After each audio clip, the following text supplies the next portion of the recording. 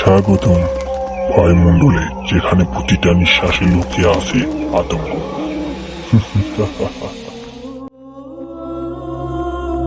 আধার নেমে এসেছে, চারপাশে নিঝুম নীরবতা। আপনারা শুনছেন অন্ধকারের চিৎকার। আজকের গল্পটা শুরু করার আগে ঘরের আলোটা নিভিয়ে নিন। গল্পটি যেভাবে লেখা আছে আমি সেভাবেই পড়ছি, আপনারা শুনুন। আমি নিশ্চিত যে গল্পটি শুনলে আপনাদের হাত পা ছমছম করবে। চলুন শুরু করা যাক। রাত হলেই শ্যামপুর গ্রামে শুনশান নীরবতা নেমে আসে। এই নীরবতার মাঝে থাকে শুধু পাতার মর্মর আওয়াজ আর ঝেঁঝি পোকার ডাক। একটানা সেই ডাক মোহনীয় হয়ে থাকে যেন কুসুমপুর গ্রাম।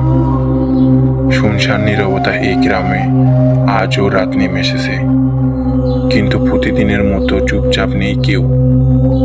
খেয়ে ঘুমিয়ে পড়তো সে কৃষক, সেও এসে ভিড় করছে কালনীর শাখা নদীর শুলিনার তীরে। ব্যাপার কিছু না, সেখানে ভেসে উঠেছে এক মহিলার লাশ।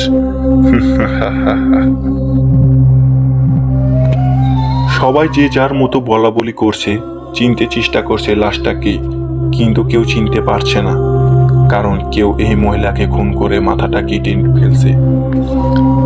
এখন চারদিকের লোক পাঠানো হয়েছে মাথা খুঁজে না পাওয়া পর্যন্ত এই লাশ দাফন করার জন্য কেউ এগোচ্ছে না।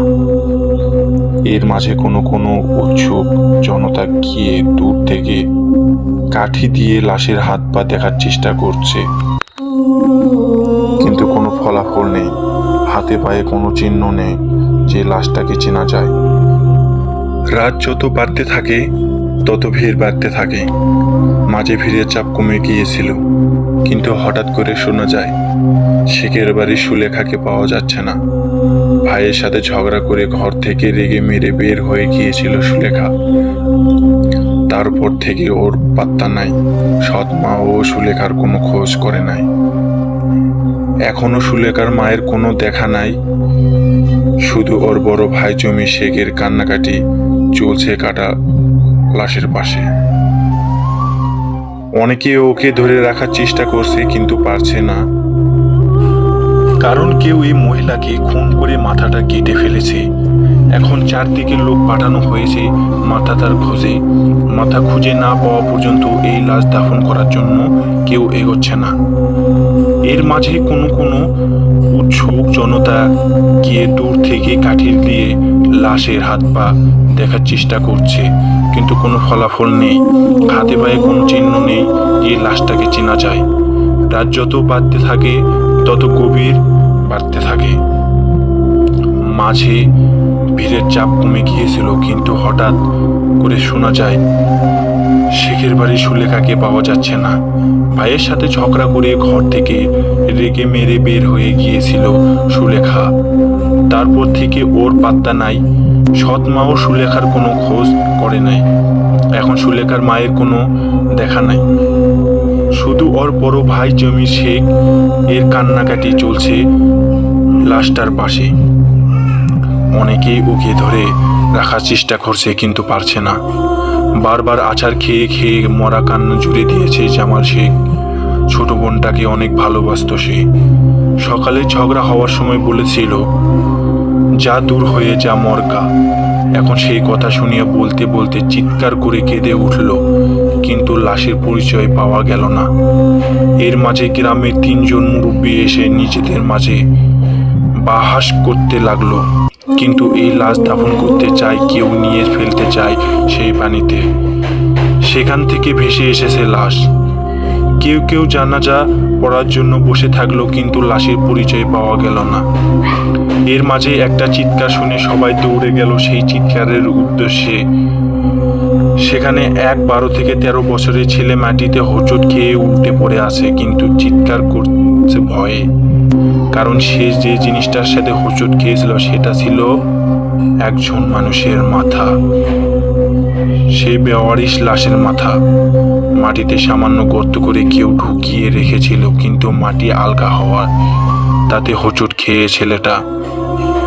এরপরে উঠে কান্নাকাটির রোল।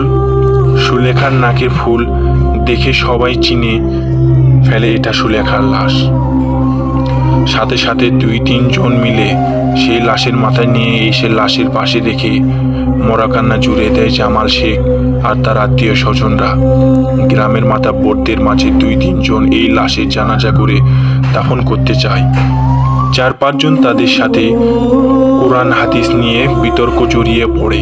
এই গ্রামের মসজিদের মাওলানার সাথে তর্ক লেগে যাওয়ায় করিম মাওলা তার ছেলে রহমান মাওলার শেষে কোনো মীমাংসা করতে না পেরে সেই লাশ 2-3 জন মিলিয়ে কোনো রকম জানাজা পড়ে দাফন করে। এর মাঝে গ্রামে হেডমাস্টার সবুজ মিয়াও ছিল। সবুজ মিয়া নিজের দয়া দেখে এই কাজটা উৎসাহ দেওয়ার জন্য দূষিত সাব্যস্ত হয়। পরদিন এক সালিশে 3 শতক পর মুখে মুখে এই ঘটনা একের পর এক ডানা মেলাতে থাকে। কেউ কেউ বলা শুরু করে সবুজ মিয়া এই সুলেখার প্রেমের সম্পর্ক ছিল। আর এর শেষ ধরে কয়েকদিন পর আবার সালিশ ডাকা হয়। সেই 3 জন লাশ দাফন জানাজা করা চায়নি। তাদের রায় সবুজ মিয়াকে এক ঘরে রেখে সবাই। আসলে এই 3 জন খুব ক্ষমতাশীল বলে কেউ এদের মুখে মুখে তর্ক করতে চায়নি। তাদের মাঝে রহমান মাওলার পরের মাসে চেয়ারম্যানের পদে ভোটে দাঁড়াচ্ছে, তাই তার সাথে কেউ কথা কাটাকাটি করতে চায়নি। ফলাফল নিরীহ সবুজ মিয়াকে এড়িয়ে চলতে শুরু করে সবাই। কিন্তু সুলেখার ভাই জামাল শেখের বন্ধুত্ব ছিল, তাই সবুজ মিয়াকে নিজের ঘরে খাওয়াতে শুরু করে সে। এর মাঝে সবাই সুলেখার কথায় প্রায় ভুলে যায়। 2 সপ্তাহ পর একদিন গ্রামের মসজিদের ইমাম সাহেব ইসমাইল মিয়া ফজরের নামাজের আজান দিয়ে গিয়ে এক বিভৎস দৃশ্য দেখে ভয়ে চিৎকার করে অজ্ঞান হয়ে পড়ে। সকালে সবাই তাকে অজ্ঞান অবস্থায় মসজিদে খুঁজে পায়। কেউ বলতে পারছে না কেন সে অজ্ঞান হয়েছে। অনেকক্ষণ পর তার জ্ঞান ফিরলে সে সবাইকে নিয়ে যায় সুলেখার লাশ দেখাতে। দাফন করে হয়েছিল সেখানে। সুলেখার লাশের পাশে একটা জারুল গাছ আছে। সেখানে একটা ডালে পাওয়া যায় করিম মাওলার ভিন্ন ছিন্ন লাশ। প্রথমে কেউ চিনতে পারেনি, কিন্তু গাছের গোড়ায় কে যেন লাশের মাথাটা সযত্নে কেটে সুন্দর করে সাজিয়ে রেখেছে। দৃশ্যটা দেখে অনেকেই সহ্য করতে পারেনি। শেষে পুলিশ ডেকে পাঠানো হয়। পুলিশ এসে লাশ নিয়ে যায় ময়নাতদন্তের জন্য। এর মাঝে রহমান মাওলার খেপে যায় নিজের পিতার এই অবস্থা দেখে। বিকেল যেতে না যেতে সবুজ মিয়ার বাড়ি আগুনি জ্বালিয়ে দেয় সে। সবাইকে বলে বেড়াতে থাকে সে সবুজ মিয়ার গুন্ডা লাগিয়ে তার বাবাকে হত্যা করেছিল। এই সময়ে তার সাঙ্গপাঙ্গুরা মিলে সবুজ মিয়াকে গাছের সাথে বেঁধে ইচ্ছা মতো মারতে থাকে। শেষে মার খেয়ে সবুজ মিয়া অজ্ঞান হয়ে গেলে ওকে নিয়ে স্কুল ঘরের একটা রুমে বেঁধে রাখে। সবাই গোপনে সুলেখার ভূতের কথা বলে রহমান মাওলার সামনে কেউ তর্ক করেনি মার খাওয়ার ভয়ে। এরপর থেকে 2 দিন ধরে বন্দি তাকে সবুজ মিয়া সেই স্কুল ঘরে। সকালবেলা এসে রহমান মিয়া লোক খাবার দিয়ে যায়। সবুজ মিয়া খাওয়াইয়া শেষ করে মার শুরু করে। শেষে অজ্ঞান হয়ে পড়লে তাকে দড়ি দিয়ে বেঁধে রাখা যায় রহমান মাওলার লোকজন। এই 3 দিন পরেই আবার শ্যামপুর গ্রামে শোরগোল ওঠে। এবার ভোর সকালে পাওয়া যায় রহমান মাওলার মাথা কাটা লাশ। গ্রামবাসীরা 2টা দেখেছে, কিন্তু এই রকম মাওলার লাশের পায়ের একটা ছিল না। পাশে পড়েছিল হাড়গোড়, যেন কেউ এসে খেয়ে গেছে লাশটাকে। এবার পুলিশ এসে সবাইকে জেরা করতে শুরু করে এবং গ্রামে বেশ কয়েকজন লোককে পালিয়ে যায় ভয়ে। কিন্তু পুলিশকে রহমান এর ভাই রহিম মাওলা টাকা খাইয়ে বিদায় করে দেয়। গ্রামবাসী বুঝতে পেলেও ভয়ে বাড়ি থেকে দিনের বেলাও লোকজন বের হওয়ার বন্ধ করে দেয়। সবুজ মিয়াকে নির্যাতন বন্ধ করা হয়, কিন্তু তাকে বন্দি করে রাখা হয় সেই স্কুল ঘরে। এর 7 দিন পরে 2 জন লোকের লাশ পাওয়া যায় মাথা কাটা অবস্থায়। এই 2 জন হলো গ্রামের সেই 2 মুরব্বী যারা সুলেখার লাশ দাফনে বাধা দিয়েছিল। যারা সুলেখার জানাজা পড়তে চায়নি। গ্রামবাসী এরপর প্রায় চুপচাপ হয়ে যায়।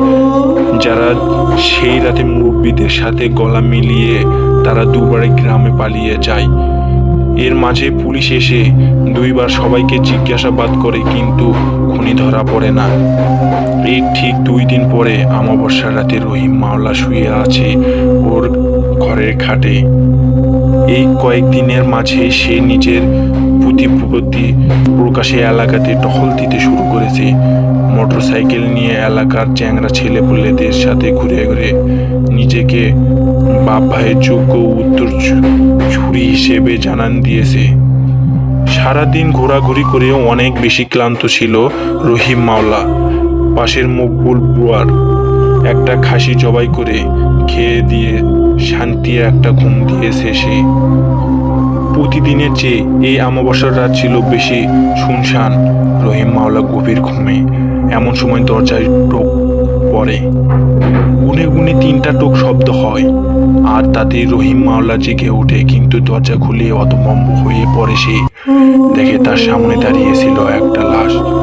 দেখে ভয়ে হতভম্ব হয়ে যায় রহিম। কিছু বুঝে ওঠার আগে সেই লাশের ডান হাত তার মাথার উপর উঠে আসে এবং জ্ঞান হারায় রহিম মাওলা।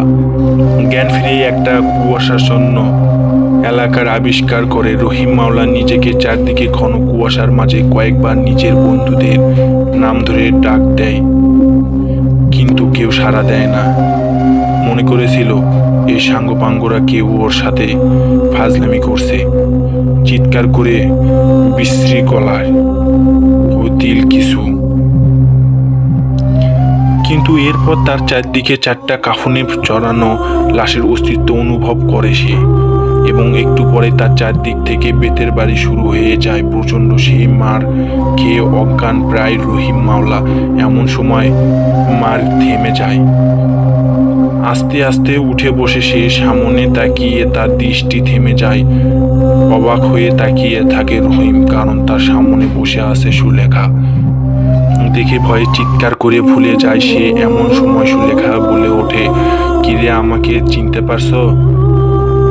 আমি সুলেখা। এই দেখে আমার মাথা এখন কাটা। বলে নিজের মাথাটা 2 হাত দিয়ে একটা খুলে রহিম মাওলার সামনে ধরল। দেখে বমি করে দিল রহিম মাওলা। 2 হাত দিয়ে পেট চেপে এক প্রচস্ত বমি করে রহিম মাওলা বলল, কি সারি দিমু? সেদিন কি আমাকে ছাড়ছিলি রে? তোরা 2 ভাই, আমি কতবার করে কইছি আমাকে ছেড়ে দে। তোরা আমার ছোট ভাই লাগস, নিজের বোনের মতো করে ছাড়ি দে। কই সেদিন তো ছাড়িস নাই, আমাকে 2 জন মিলে নষ্ট করলি। তারপর আমাকে যাতে কেউ চিনতে না পারে তুই তোর মাওলা বাচ্চা আমার মাথা কাটায় ফেললি। আমার সবুজ মেয়ারে কত মারলি তোরা। কই সেদিন মনে আসলো না আমার কথা?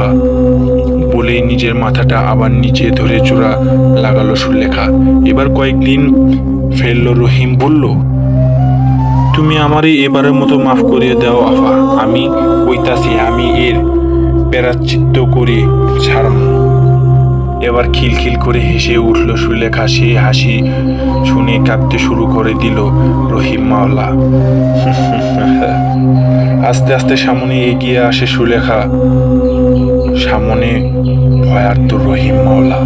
তারপর রহিমের ধারে একটানায় ছিঁড়ে ফেললো তার মাথাটা। গল গল করে রক্ত পড়ছিল সেই কাটা মাথা থেকে। মাথাটা হাতে নিয়ে গা ঝিমঝিম করা একটা চিৎকার দিয়ে কেঁদে উঠল সুলেখা। এই ঘটনার কিছুক্ষণ পর নিজের চোখে মুখে জলের ছাপটা খেয়ে জেগে উঠল সবুজ মিয়া। সপ্তাহখানেক ধরে ভাইয়ের তার ঘুম ভাঙে। মাওলা এদের কেউ একজন চোখে মুখে পানি ঢেলে দেয়, তারপর খাওয়াই দেয়। তার কিছু খায়, কিছু খায় না। তারপর শুরু হয় মার। আজকে তাই জেগে উঠে চোখ বন্ধ করে রেখেছিল সে, কিন্তু মাথায় একটা কোমল স্পর্শ পেয়ে চোখ মেলে দেখতে যায়। সামনে দাঁড়িয়ে আছে সুলেখা। আস্তে আস্তে উঠে বসলো সবুজ। শরীরে এতদিন না খাওয়ার ফলে শক্তি নাই, কিন্তু কেন যেন নিজের চোখে অবিশ্বাস করতে ইচ্ছা করছে তার। সে বলল, সুলেখা তুই? আমি মইরা গেছিলাম, আজকে আমার মুক্তি হইতাছে। তাই শেষবারে তোমারে দেখে আসলাম বলে কেঁদে ফেললো সুলেখা। আমার বিশ্বাস হইতাছে না রে, তুই কেমনে মরলি রে? চোখ বড় বড় করে বলল সবুজ মিয়া। এত শুনে তোর কোনো লাভ নাই মাস্টার, তুই আস্তে আস্তে উঠা নাও, আমি তোমার এই শেষবারের মতো খাইয়া দিতাছি 2 ভাত। বলে পাশের রাখা থালা থেকে ভাত খাইয়ে দিল সুলেখা সবুজকে। সবুজ নিজের চোখে বিশ্বাস করতে পারে না, কোনো কিছুর সাথে কোনো কিছু মিলাতে মিলাতে ক্লান্ত হয়ে শেষে ভাত খেয়ে শুরু করলো মন্ত্রমুগ্ধের মতো খাওয়া শেষ। সুলেখা বলল, আমি চাই মাস্টার তুমি কয়েকদিন পর সুন্দর দেখা একটা নিকা করো, আমাকে ভুলিয়া যাইও মাস্টার। বলেই পা বাড়ালো সুলেখা। এতক্ষণ ঘরের মাঝে থাকলেও এখন জ্ঞান ফিরে আসে সবুজ মিয়ার। দৌড় দেয় দরজার দিকে। দরজা খোলা ছিল, খুলে দেখে ভরে গেছে, সূর্য প্রায় উঠে গেছে আর সেই সূর্যের দিকে আস্তে আস্তে এগিয়ে চলেছে সুলেখা। কিন্তু সবুজ আর দৌড়ানি সুলেখার পিছন পিছন, কারণ সুলেখা এগিয়ে চলেছিল তার শেষ ঠিকানায়, সেই কবরের দিকে।